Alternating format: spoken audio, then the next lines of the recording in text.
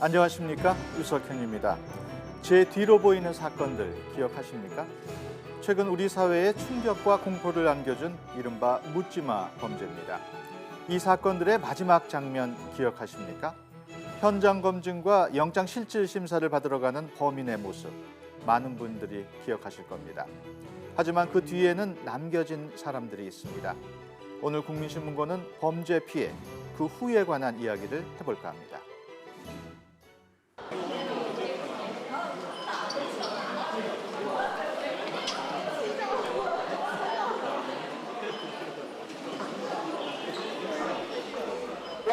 중앙선거 끝났습니다. 빨리 조정해 주십시오.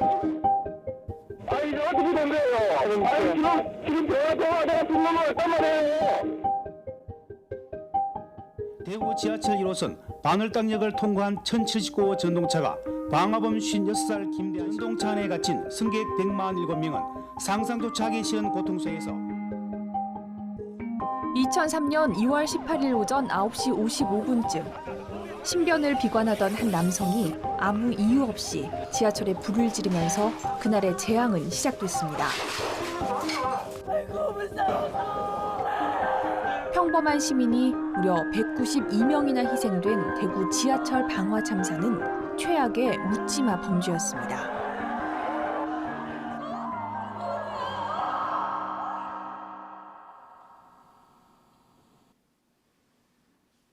대구에 사는 72살 김할아버지 역시 그날 아내를 잃었습니다. 이모 지금 출근을 했는데 정로에게 불렀다 가는데 이모 그저 타는 거 아이가 가는 기라. 그래 깜짝 놀랐어요 나는. 가슴이 더 큰 길 않더라고. 웃는 얼굴로 일터로 향했던 아내는 제대로 된 시신조차 찾을 수 없었는데요. 우리 집사람이 시신이 반야월 그 차량 기지에 그때 그 사고 나고 바로 물 청소를 해갖고 쓰레기 안에 담겨갖고 반야월 재통장에서 발각됐단 말이야. 시신 일부가. 평생을 소박하고 성실하게 살아온 김할아버지에게 지하철 방화 사건은 생각지도 못한 비극. 보름날이라 갖고 찰밥 먹었는데 밥 먹고 아침에 딱 끓여야 되는 사람이 시신도 못 찾았다. 아무래도 생각 안 했지. 내가 죄를 짓고 살은 것도 아니고 내한테 이런 일이 닥칠 줄은 왜 하필이면 그 차를 탔느냐. 원망은 그것만밖에 못해. 사고 이유는 그야말로 고통의 연속이었습니다. 라고 면담하면 막 그 사람들이 눈에 바로 안 보이는 게 또 뼈까지 보여 내 눈에. 그래가 내가 정신 깎아서 한 데가 2년 동안 치료도 받았어요. 명절이나 이런 날 제사 음식 같은 거 해놓고 차려지는데 진짜 참 안 당해본 사람들은 마음으로 못 느끼는 사람은 못 느낀다. 다른 유가족들 역시 한순간에 갑자기 가족을 잃었다는 같은 아픔을 나누고 있습니다. 그 다음 날이 이제 MT 가는 날이어서 그 전에 이제 방학 동안 뭐 하고 저 알바하고 있었는데 출근하다가 그렇게 됐어요. 내 새끼가 그거 갖다 본 생각도 안 난댔어. 그래. 자보기 저항만 부를게네. 이거 뭐 전화를 할게 전화가 안 되지. 그 가다있게네 지 사무실에 또 사장님이 전화가 왔어요. 아유 언니 그냥 병가서 수술 안 했는데 저항만 불이 났다. 아 그래도 전화가 안 왔는데 안 됩니다.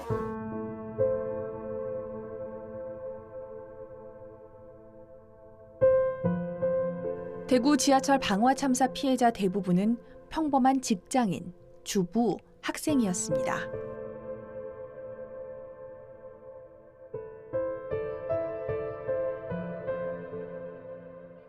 그리고 2017년 여전히 크고 작은 범죄의 위험이 우리 주변에 도사리고 있습니다. 우리가 모두 기억하고 있는 그 사건, 그리고 우리가 앞으로 어떻게 살아나가야 될지에 대해서 생각하게 만들어서 그 사건이 있었습니다. 뭐 예를 들어서 아침에 등산 갔다가도 묻지마 폭행의 피해자가 된다거나 뭐 강남역에 친구들하고 술 한잔 마시러 나갔다가 살해된다거나 이런 일들이 실제로 발생하니까 뭐 특별히 범죄가 발생할 만한 장소라는 게 딱히 정해져 있지 않습니다. 그렇기 때문에 운이 나빠서 그 시간대에 그 장소에 있게 되면 누구라도 사실 피해자가 될 수가 있는 거죠.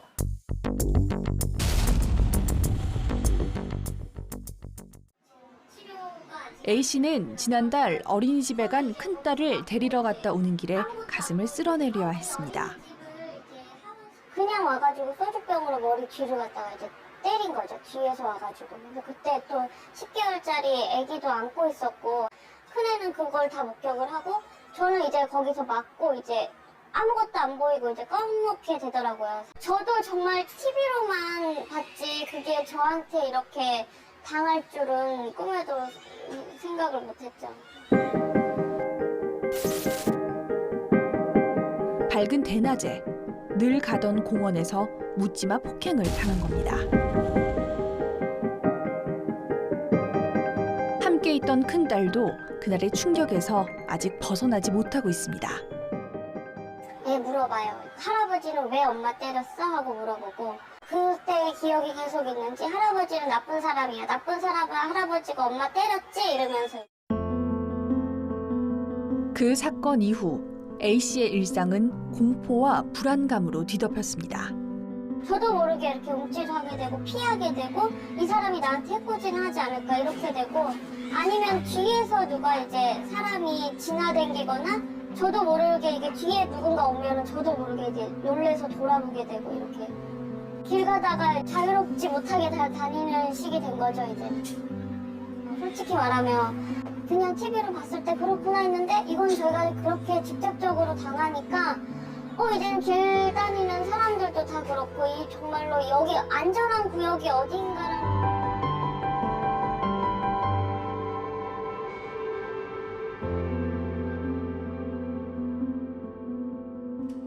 예상치 못한 범죄는 피해자뿐 아니라 가족의 삶도 산산조각냈습니다.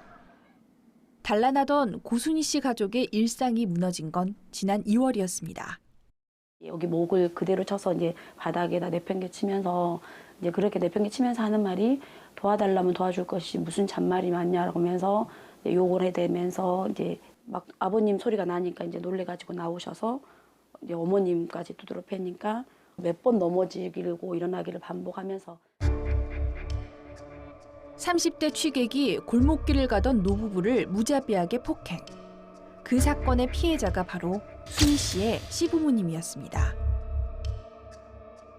뇌출혈로 쓰러진 아내를 15년 동안 간호했던 시아버지는 쇄골과 갈비뼈 등을 다쳐 치료를 받다 지난달 결국 숨졌고 사실 지금도 5월 1일 날 이제 한 달이 넘어서 한 달 이제 다 돼가서 사망 신고를 하는데 이제 이 세상에 안 계시는구나. 이제 진짜 우리 아버님이 안 계시는구나.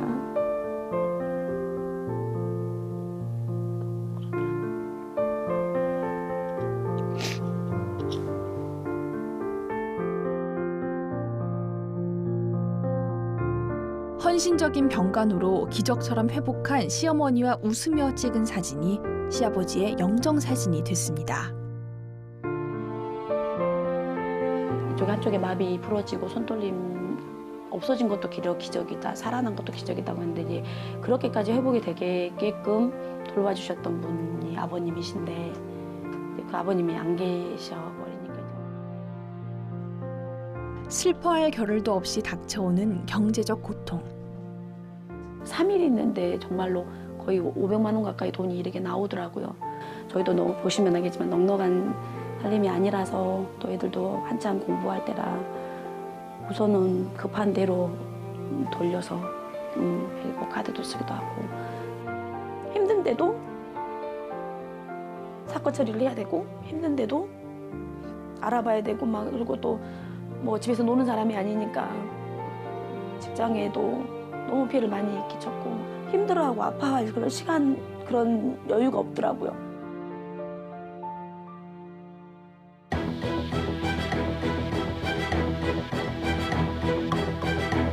갑작스러운 범죄로 일상의 평화를 빼앗긴 피해자들의 눈물은 누가 닦아줘야 할까요?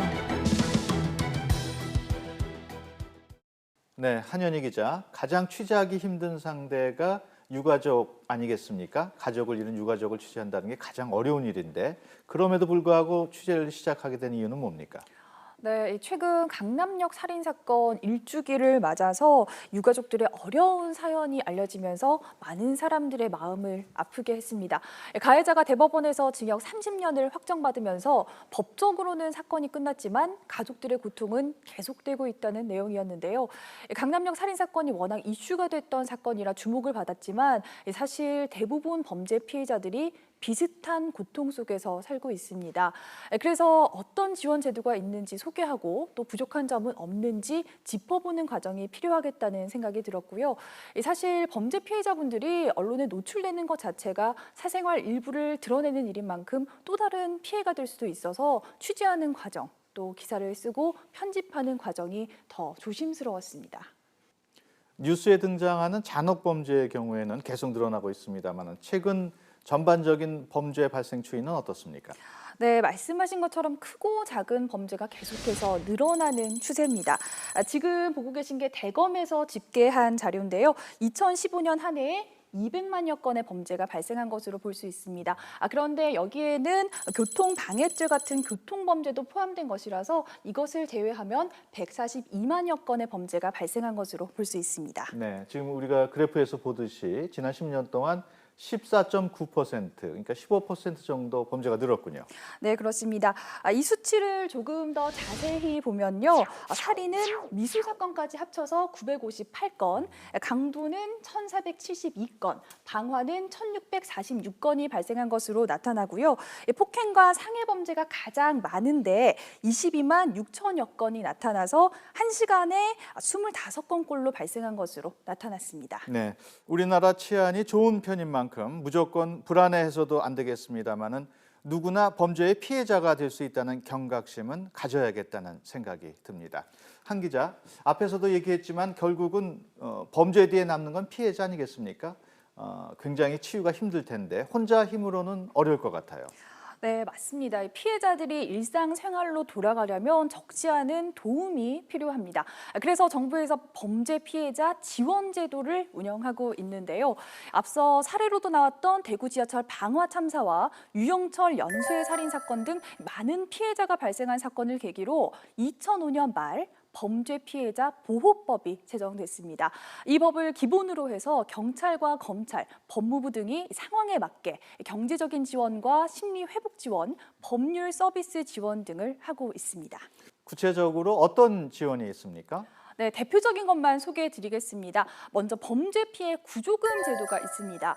범죄로 숨지거나 장해 또는 중상해를 입은 피해자에게 국가가 구조금을 지급하는 제도인데요.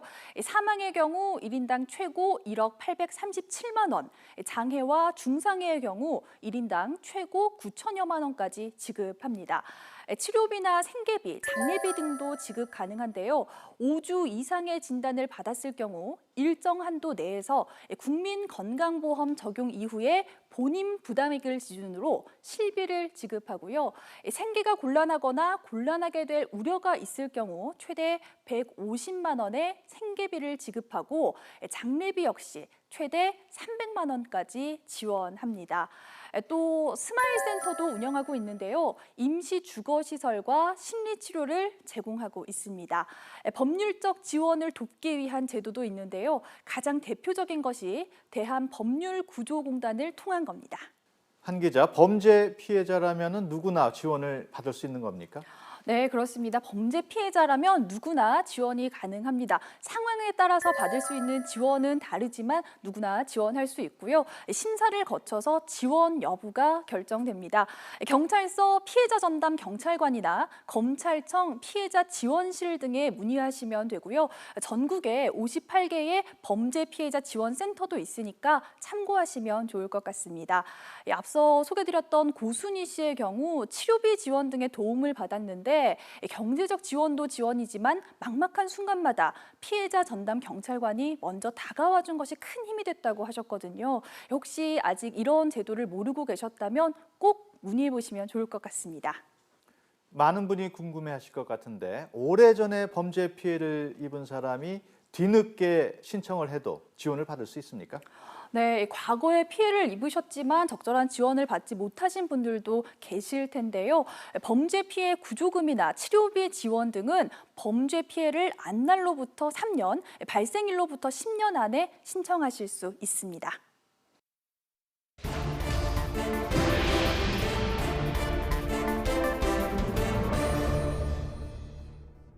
묻지마 사건 등은 국가가 보호해주지 못했으니까 어느 정도 책임이 있다고 할 수 있겠습니다. 하지만 데이트 폭력이나 가정 폭력 피해까지 국가가 책임져야 하느냐 이렇게 말하는 분도 계실 것 같은데 어떻습니까? 네, 이 범죄 피해자 지원은 사회 복지의 측면에서 봐야 됩니다. 예를 들어서 예상치 못한 일로 실업을 하거나 작업장에서 사고를 당해서 장애가 생길 가능성은 누구에게나 열려 있고, 그래서 국가는 그런 사람들을 위해서 여러 제도를 마련하고 있잖아요. 범죄와 관련해서 과거 국가가 범인을 잡는 역할까지만 했다면 현대 국가는 본인의 잘못 없이 범죄 행위라는 인공적인 재해를 당해서 스스로 생계를 유지할 수 없는 국민을 돕는 역할까지 해야 한다는 거죠. 특히 우리나라의 경우 헌법에서 모든 국민은 인간다운 생활을 할 권리를 가진다라는 규정과 별도로 타인의 범죄 행위로 인해서 생명, 신체에 대한 피해를 받은 국민은 국가로부터 구조를 받을 수 있다라고 규정해서 범죄 피해자 보호를 강조하고 있기도 합니다. 범죄 피해자는 지원받을 권리가 있다는 것 꼭 알아두셔야겠고요. 또 범죄 피해자 보호 예산 대부분이 범죄자들이 낸 벌금으로 구성되어 있다는 것도 말씀드리고 싶습니다. 네, 지금까지 들으신 것처럼 최근 범죄 피해자에 대한 관심도 높아졌고 지원도 점점 늘고 있다고 합니다. 당사자인 피해자들은 어떻게 느끼고 있는지 또 부족한 점은 없는지 직접 만나봤습니다. 1년 전 서울 강남 한복판에서 벌어진 잔인한 살인사건. 강남역 살인사건으로 소중한 딸을 잃은 부모는 여전히 고통 속에서 지내고 있습니다. 아빠도 자다가 계속 일어나고 저도 하루에 2-3시간, 많이 자면 4시간 자다가 벌떡 일어나서 잠자려고 하면 잠이 안 돌아갔어요. 생각을 하거나 비슷한 방송 같은 거 보면 가슴이 벌렁거리고 떨리고 그래서 지금도 전화 통화하면서 몸 떨리거든요. 그 이야기나 그 상황들 떠올리면 몸에서 바로 가만히 오니까 정상적으로 생활 아직도 좀 힘들어요. 경찰 조사며 재판을 쫓아다니는데 시간을 쏟아야 했고 극심한 정신적 충격도 겹치면서 정상적인 경제 활동은 불가능해졌습니다. 피해자 보호법상 유족 구조금은 전액 다 지급을 받으셨습니다. 약 한 7,200만 원 정도를 지급을 받은 걸로 알고 있는데 그 금액만 가지고서는 사실 피해자 가족들이 입게 된 그 고통을 전부 보상을 해줄 수는 없다라고 생각이 됩니다. 시간이 더 지나면 범죄 피해의 고통도 줄어들까요? 우리는 13년 전 연쇄 살인범 유영철에게 목숨을 잃은 피해자 가족 중 한 명인 안모 씨를 어렵게 만날 수 있었습니다. 청계천에서 노점상을 하던 안 씨의 큰형은 유영철이 가짜 신분증으로 경찰 행세를 하던 걸 알아차려 희생됐습니다. 칼로 막 난도해가지고 안 죽어가지고 오한마로 그냥 내리쳐가지고 여기 오한마가 여기 앞 세대 맞고 박살나가지고 죽었는데 그래가지고 내가 오죽해서 교도소 가서 담남아 가서 죽이려고 그렇게 했는데 못했다고. 몇 년 뒤 사건에 대한 충격으로 둘째 형도 스스로 목숨을 끊었고 장애가 있던 막내 동생도 마찬가지로 세상을 떠나고 말았습니다. 병원에서 이상하대. 그 양한실 아시더라고. 자기가 70평생 이렇게 살아봤자만 형제가 양한실 들어오는 거 처음 봤대요. 그것도 몇 년 안 돼가지고. 그리고 다 죽은 거야. 유영철로 인해 4형제 중 3명이 세상을 떠나버리고 안 씨 혼자만 남은 겁니다. 13년이 지났지만 큰형의 죽음과 잇따른 비극으로 일상생활은 불가능합니다. 복수 좀 해달라고. 네 분이 아버지하고 꿈에서 나타나가지고 내 이름 부르면 야 이놈아 이거 너무 억울해서 저승이 못 가겠대. 일을 못하지 일을 하겠냐고 생각해봐. 정신이 왔다 갔다 하는데 사람 쓰겠냐고. 안 쓰지. 아 죽겠어요. 그래가지고 아무것도 못해 지금. 아파가지고. 지금 캐시도 다 끊어졌어. 돈 못 내가지고. 두려움이 항상 감싸고 있기 때문에 뭐 불면증이나 여러 가지 우울증이나 불안증이나 공황장애나 그런 것들이 많이 있을 수 있고요. 또 그런 그 억압된 분노의 감정 같은 거 그런 것들이 부적절하게 표현이 될 때가 많이 있습니다. 그래서 사회생활이 거의 어렵다라고 봐야 됩니다. 그러니까 범죄 피해로 인해서 직장도 잃고 하던 일도 할 수 없는 몸이 되는 경우도 많으니까 한 달이 지나고 두 달이 지나고 세 달이 지나도 이 사건이 끝나지 않아요. 검찰에도 또 조사 다시 하고 있고 수사도 하고 있고 또 법원 가서 재판도 받아야 되고 그럼 그 장기간의 그 시간 속에 이분들을 도와줄 수 있는 스펙트럼이 보호에서 복지 스펙트럼으로 넘어가 줘야 돼요.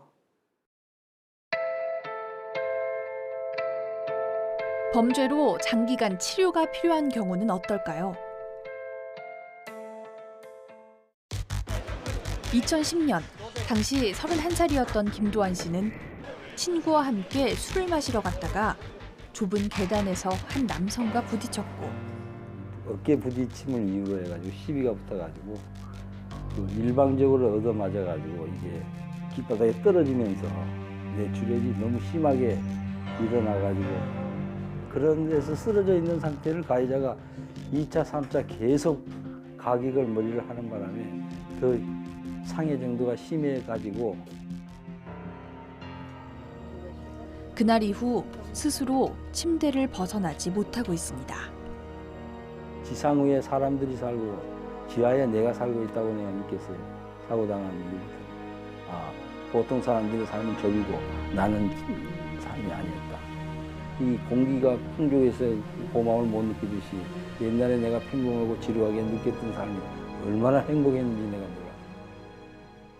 9천여만 원의 합의금과 함께 징역 1년을 선고받은 가해자는 이미 오래전 법적인 책임을 끝냈지만 기약 없는 투병 생활로 도환 씨와 가족들의 삶은 송두리째 바뀌었습니다. 근데 지금 생각하면 그냥 지금 분노가 치밀어 지금 이 상태가 그 당시만 해도 그래도 한 1년 정도면 넉넉 잡고 낫지 않겠을까. 그런데 이게 지금 뭐 7년이 다 돼 가잖아요. 그러면 그냥 우리 애 인생이 파괴돼 버리고 7년 동안 4차례 뇌수술을 하며 치료비와 간병비로 들어간 돈만 4억여 원. 왜 인생이 파괴되고 가정이 파괴됐는데 추가로 왜 돈도 계속 물어야 되고 정신적인 한도 끝도 없는 고통을 안아야 되고 정신적인 피해를 당해야 되느냐. 회복을 위해서는 계속 병원에서 치료를 받아야 하지만 병원비가 부담스러워 3개월 전 퇴원해 집에서 지내고 있습니다. 그때는 같이 죽을까도 생각해 봤는데 지금은 아직 그럴 때는 아니고 그냥 하늘에 빌고 기도하는 심정에서 저렇게 이제 같이 있는 거죠. 근데 부모라는 마음은 죽을 때까지 최선을 다해 보는 수밖에 없지. 근데 전혀 가능성이 뭐 없는 것은 아니지 않을까. 사실상 문제는 이렇게 발생기한 5년 이내 지급을 할 수 있게 되어 있어요. 근데 문제는 범죄 피해라고 하는 것이 그 후유증이 계속되는 문제가 있고요. 그러니까 1차적인 뭐 신체적인 손상에 대해서는 1차적인 치료비가 든다고 할지라도 그 이후에 추가적인 뭐 2차 치료라던가 아니면 심리 치료라던가 재활 치료라던가 각종 치료비가 사실상 계속 들어가고 그 치료비뿐만 아니라 치료하는 동안에 실질적으로 경제적인 수입이 없는 상태이기 때문에 그에 대해서 사실은 경제적 지원이라고 하는 것이 굉장히 중요하거든요. 제도의 사각지대도 있습니다. 낡고 좁은 연립주택. 지난해 10월 B 씨는 이곳에서 별거 중이던 남편에게 끔찍한 폭행을 당했습니다. 계속 팔 있는 데를 때리더니 어떻게 다 머리 때리고 양쪽 팔을 왔다 갔다 하면서 때리고 가까스로 목숨은 건졌지만 당시의 흔적이 여전히 남아있는 집은 생각하는 것조차 두려운 곳입니다. 집에는 집자도 못 그리고 무서워서 여기 못 올리는 거예요. 엄마 요새는 잠도 안 오고 무서워. 두세 시는 빼면 잠이 안 와. 무서워. 문 열고 두름 굽는 것 같고 막 그렇게 무서워갖고 그러면서 이제 어떻게 나는 다 데려가면 포기하는 거야. 병원에 보면 이제 낙상하지 말고 침대 옆에 이렇게 올리는 쇠 있잖아요. 그 소리만 잠깐 누가 이렇게 손을 쳐도 이제 그 소리가 좀 공포스럽더라고요. 가위 깎는 칼 있잖아요. 어른들 오셔가지고 가위 깎는 그 칼만 보면은 걔네 또 묵직하고 그러더라고요. 남편은 살인미수 혐의로 징역 7년을 선고받았고 두 팔을 쓸 수 없는 B 씨 혼자 세 아이를 돌봐야 하는 상황. 처음에는 이제 그게 진짜 우선인데 생각하는 중인데 방법이 없어요. 뭐 어떻게 해야 일을 못하는 상황이니까.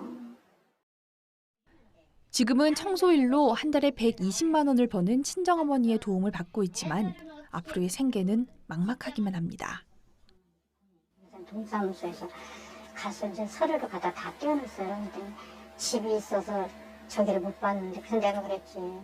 애들 셋 듣고 생활을 해야 되지 않느냐. 손 쓸 때까지만 손을 못 쓰니까 지금 현재 그 집이 있어서 안 된다 그러더라고. 그게 나도 모르게 그냥 맥이 축 빠져드는 거야. 이제 혼자 오면서 살아야 되나 말아야 되나.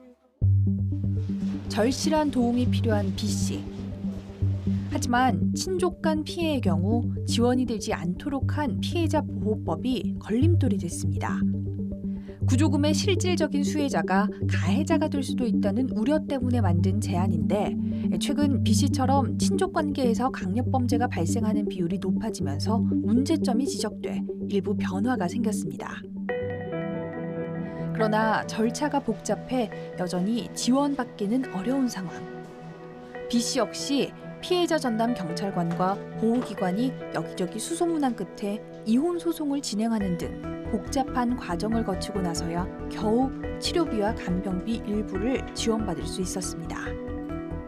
다만 누가 지원 업무를 맡느냐에 따라 피해자가 받는 지원 혜택이 달라질 수 있다는 건 또 다른 문제점이란 지적입니다.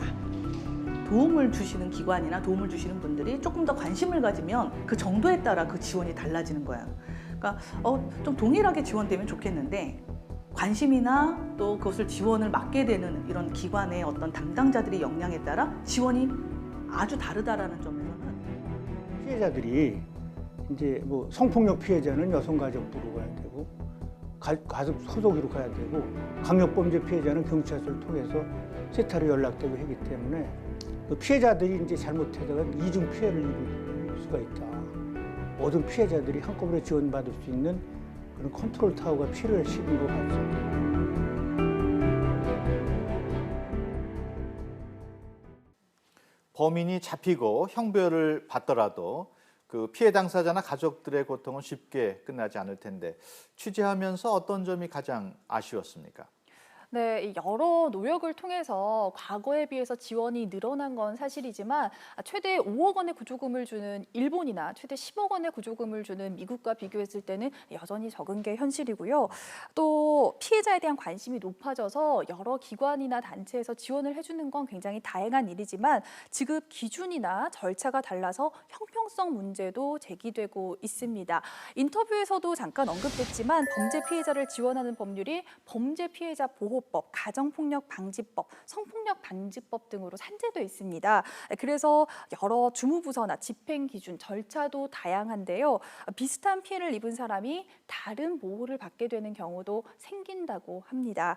그 외에 가장 주요하게 언급되는 게 해외 범죄 피해자는 지원을 받을 수가 없다고 합니다. 사례를 하나 말씀드리면요.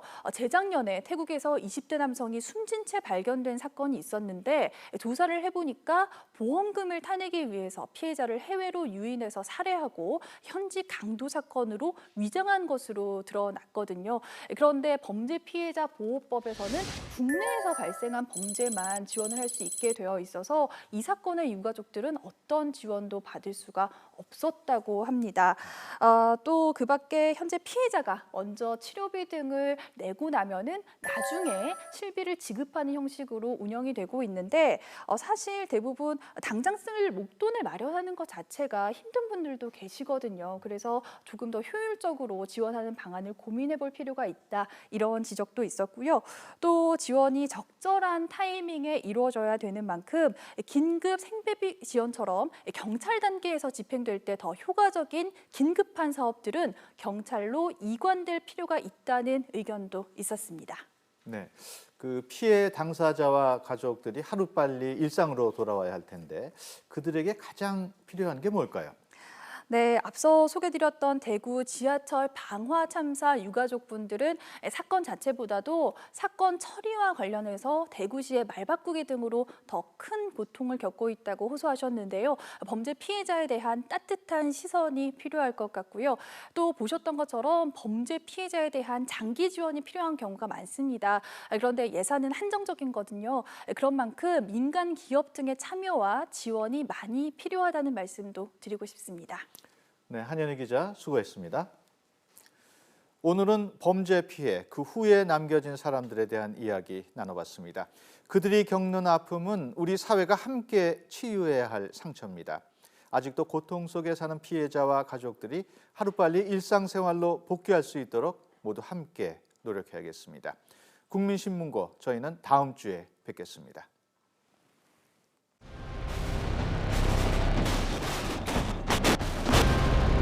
6.25 전쟁은 전쟁도 아니랍니다. 자, 지금이 더 큰 전쟁이랍니다. 마을에 이게 떨어지는 생각 해보세요. 이게 전쟁 때문에. 하면 사람 살려라고 집도 못 달라고. 우리 아들이 천장을 보니 총알이 막 떨어졌다. 지금 평생 우리 농사밖에 모르고 이렇게 다른 거 원한 거 없잖아요. 이웃과 더불어서 조용하게 살랍니다. 이렇게 요구를 합니다.